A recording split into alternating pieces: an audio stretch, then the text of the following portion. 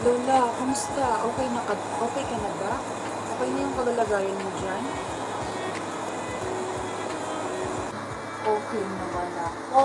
Huwag kang mag-alala. Ikaw, mag-ingat ka dyan, ha?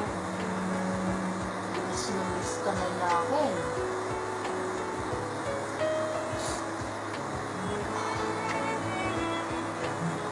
Oo naman, Lola. Gusto ko lang po makatulong sa inyo. Kaya nga pumunta ako sa ibang bansa para makatulong ako sa inyo.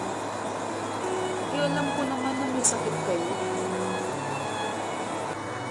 Basta, uwi ka na dito. Miss na kita.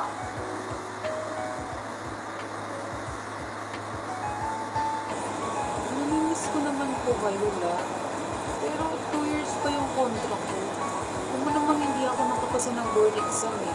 Kung nakapasa lang ako, dyan na ako sana sa Pilipinas eh. Kaso nga lang, hindi pa yung plan ko eh. Okay lang, La. Kahit ganito yung work ko, makin naman yung work ko eh. Oh, baka hindi mo na ako maabutan yan. Ha, ha. Uwi ka na dito.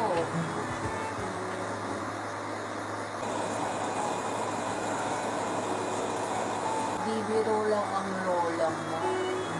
Nagbibiro lang. Malusog pa si lola.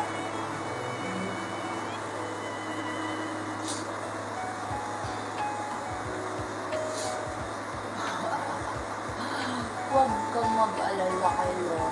Oh, magpapakonsulta.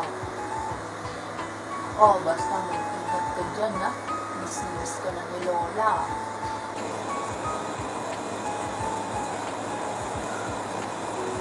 Oo, La. Mag-iingat ako dito. Uuwi ako after 2 years after matapos yung contract ko. Promise ko yun sa'yo.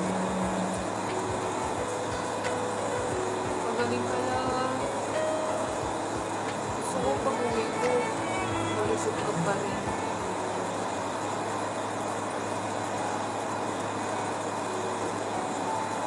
La, kaya mo yan na. Huwag kang bibiti. Uuwi pa ako dyan, okay?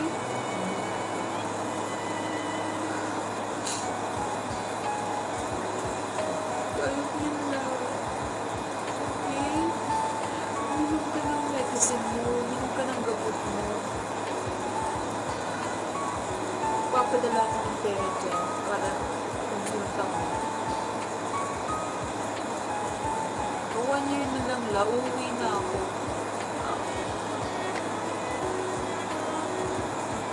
Oh,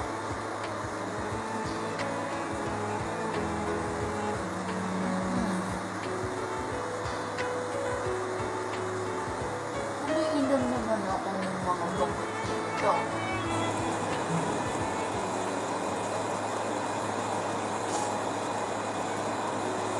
Sige na, La. Babay na. Oo, mag-iingat ako dito. Mag-iingat kayo dyan, ha. Uminom ka ng gamot mo. Oh, sige, babay na.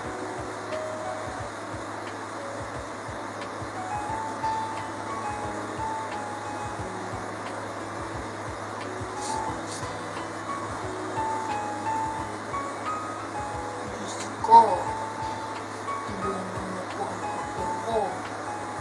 Sa ibang bansa po siya. Huwag na